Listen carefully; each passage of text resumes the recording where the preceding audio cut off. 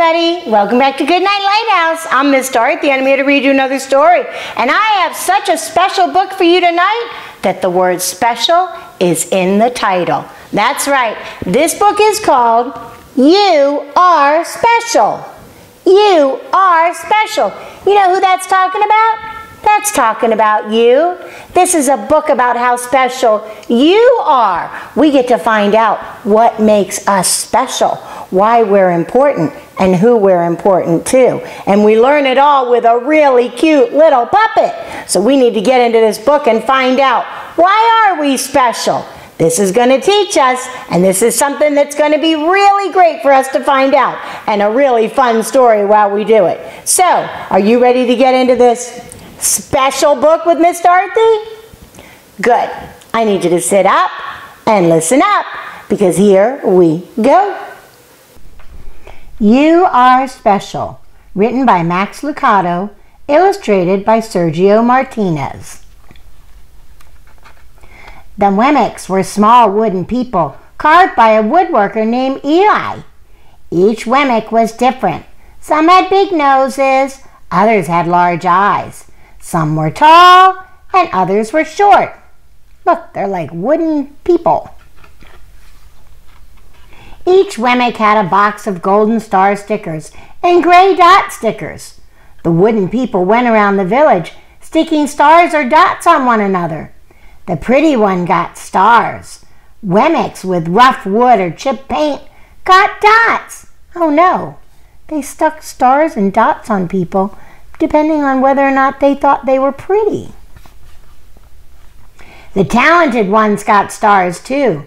Some could jump over tall boxes or sing pretty songs.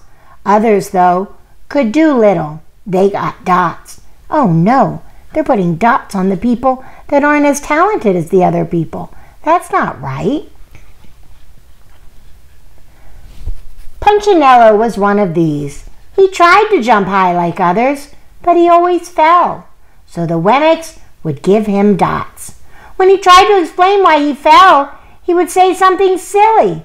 So the Wemmicks would give him more dots. Oh, poor Punchinello.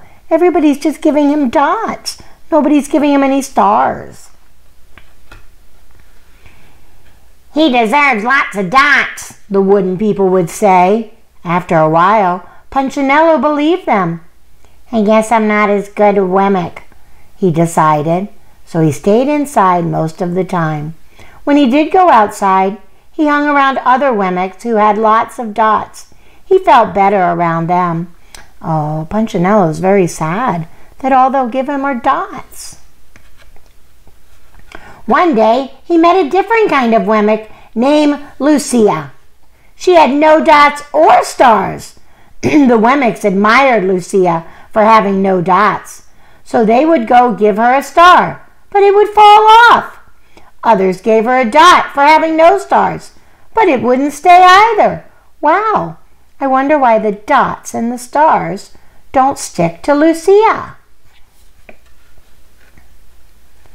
That's the way I want to be, thought Punchinello, so he asked Lucia how she did it.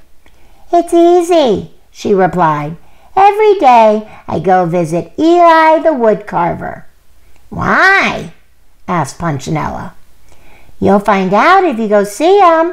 Then Lucia turned and skipped away. Lucia seems very happy. But will he want to see me? Punchinello wondered. Later at home, he sat and watched the wooden people giving each other stars and dots. It's not right, he muttered to himself, and he decided to go see Eli. Oh, good. I'm so glad he's going to go. Punchinello walked up the narrow path and stepped into Eli's shop. His eyes grew big. The stool was as tall as he was. He had to stretch on tiptoe to see the top of the workbench. Punchinello swallowed hard. I'm not staying here. Then he heard his name. Punchinello? The voice was deep and strong. How good to see you! Come, let me have a look at you. Punchinello looked up. You know my name? "Of course, I made you," said Eli the woodcarver. Eli picked him up and set him on the bench. "Looks like you've been given some bad marks," said the maker. "I didn't mean to, Eli. I really tried hard." "Punchinello, I don't care what the other Wemmicks think." "You don't?" "No, you shouldn't either. What they think doesn't matter. All that matters is what I think. And I think you're pretty special." Eli's making Punchinello feel so much better. Punchinello laughed. "Me? Special? Why? I'm not very talented and my paint is peeling. Why do I matter to you?" Eli spoke very slowly. "Because you're mine. That's why you matter to me." Punchinello didn't know what to say. "Every day I've been hoping you'd come," Eli explained. I came because I met Lucia," said Punchinello. "Why don't the stickers stay on her?" The maker spoke softly. "Because she has decided that what I think is more important than what others think.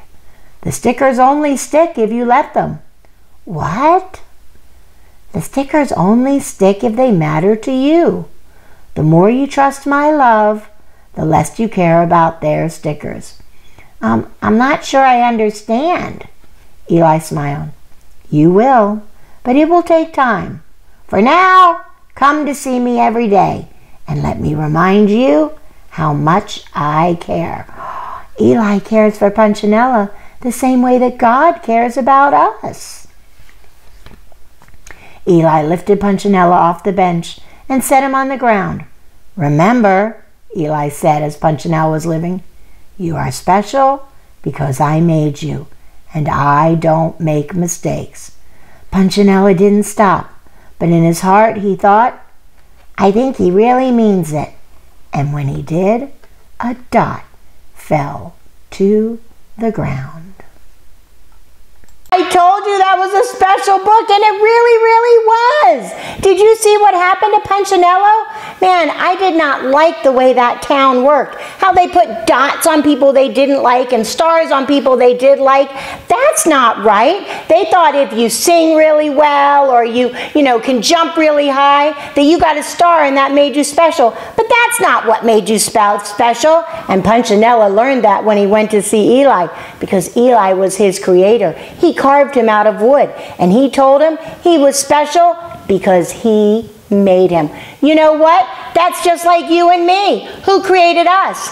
God did, and we are special because God created us and God loves us. Just like Eli loved Punchinello. And I love at the end here what happened. As soon as Punchinello started to believe that, the dots started to fall off. Because the dots didn't say whether or not he was special. His creator said whether or not he was special. And that's the same for you and me. We are special because God made us. God made us exactly like we are. Some of us can play instruments, and some of us can sing, and some of us can run fast and jump high, but that's not what makes us special. That's great if you've got that talent, but that's not what makes you special. What makes you special is that God made you. And it doesn't matter what other people say about you. All that matters is how God sees you. And in God's eyes, you are perfect. God loves you, He made you, and you are special. Wow, I hope you always remember that. This was a really, really good story and a good way for us to realize what's important is how we are in God's eyes. And in God's eyes, you are special. Miss Dorothy wants you to remember that forever and ever and ever as you're growing up, when you're a big kid and when you're a teenager and when you're an adult or a mommy or a daddy.